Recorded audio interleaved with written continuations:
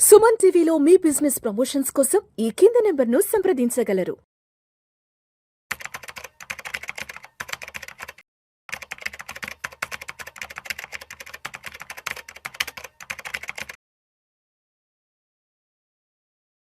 నమస్తే అండి, welcome to Suman TV. నేను విజయ్ గారు.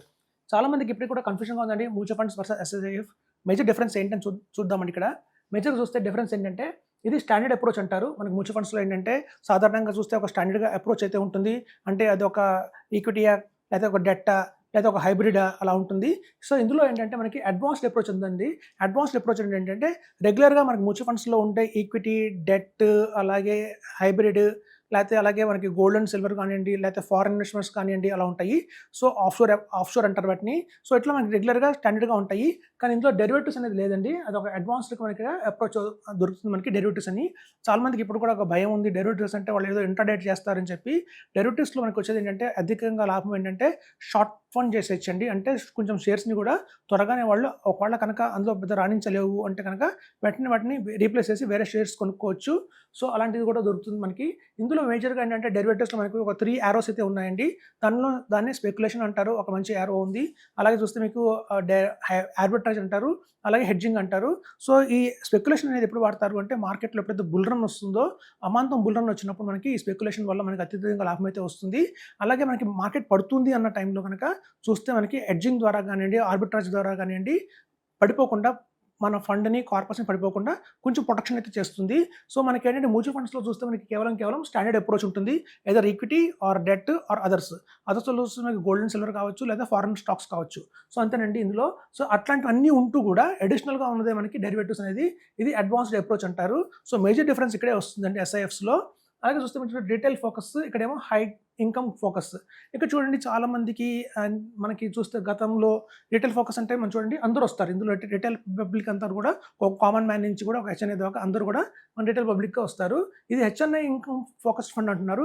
చూడండి మనకి లాస్ట్ ఒక 10 years 15 years మనం కంపేర్ చేసుకున్నా కూడా, ఇవాళ కంపేర్ చేసుకున్నా చూస్తే మనకి కాస్ట్ ఆఫ్ లివింగ్ అనేది విపరీతంగా పెరిగిపోయింది. ఒక 30 years బ్యాక్ మనకి ఇట్లాంటి మాల్స్ కానివ్వండి, మెట్రోస్ కానివ్వండి, ఫ్లైట్ కానివ్వండి పెద్దగా ఏం లేవు. ట్రాన్స్పోర్టేషన్స్ కానివ్వండి, ఫెసిలిటీస్ అప్పట్లో లేవు. అప్పట్లో కాస్ట్ ఆఫ్ లివింగ్ చాలా తక్కువగా ఉండేది.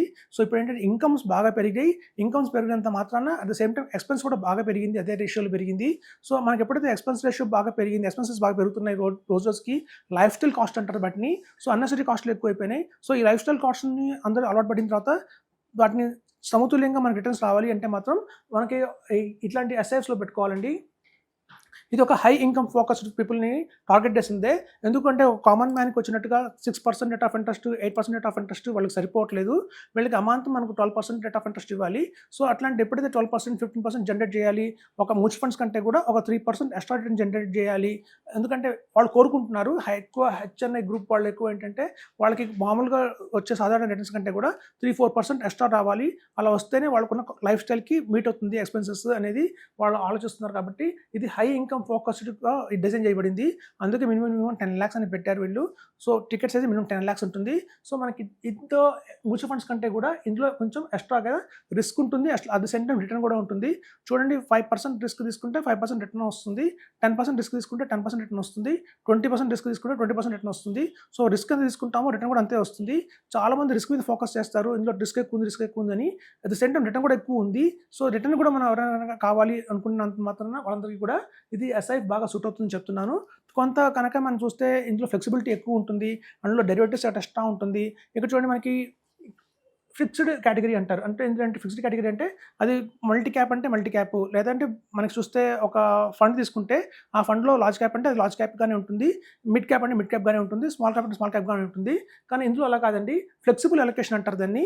అంటే ఏంటంటే X100 అంటారు అంతే. అంటే 100 కంపెనీస్ని వదిలేసి ఎందులో వాళ్ళు ఇన్వెస్ట్మెంట్ చేసేసుకోవచ్చు. సో అలా ఇన్వెస్ట్మెంట్ చేయడం వల్ల వచ్చే లాభం ఏంటంటే వాళ్ళు దాన్ని తాత్కాలికంగా టెంపరీగా దాన్ని స్మాల్ క్యాప్ ఫండ్గా మార్చేయచ్చు, లేదంటే మిడ్ క్యాప్ ఫండ్ కింద మార్చేయచ్చు, లేదా మిడ్ అండ్ స్మాల్ క్యాప్ ఫండ్గా మార్చేయచ్చు. సో ఇక్కడ ఫ్లెక్సిబుల్ అలొకేషన్ అనేది చాలా ఎక్కువ అవకాశం ఉందండి ఫండ్ మేనేజర్కి.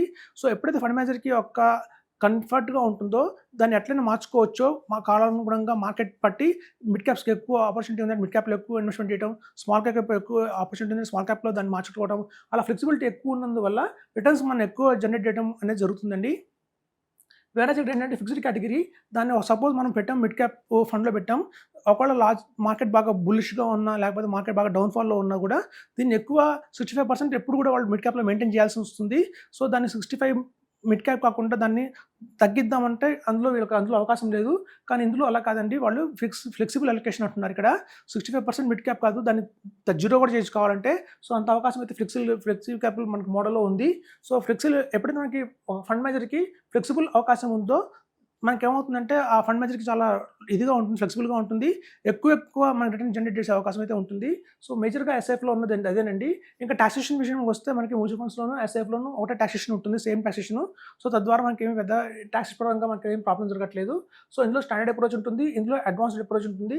ఇందులో రీటైల్ ఫోకస్ని పెట్టుకున్నారు, అంటే అందరూ కామన్ మ్యాన్ నుంచి హై ఇన్కమ్ గ్రూప్ దాకా పెట్టుకున్నారు. కానీ ఇందులో కేవలం హై ఇన్కమ్ గ్రూప్ ఉంటారండి. ఎందుకంటే ఇవాళ చూస్తే మనకి ఈవెన్ స్టార్టింగ్ ఒక జాబ్ రాగానే స్టార్టింగ్ శాలరీయే 50,000, 60,000, 1 lakh దాకా వస్తున్నాయి. సో వాళ్ళ లైఫ్ స్టైల్ పరంగానే వాళ్ళకన్నా ఖర్చుల ప్రకారంగానే వాళ్ళకి ఇవాళ అత్యధికంగా రిటర్న్స్ కావాలని కోరుకుంటున్నారు. కాబట్టి ఈ కాన్సన్ట్రేషన్ అంతా ఈ గ్రూప్ మీద పెట్టింది. ఎందుకంటే ఇండియాలో రాబోయే రోజుల్లో కూడా ఈ హెచ్ఎన్ఐ గ్రూప్ బాగా పెరుగుతున్నారు.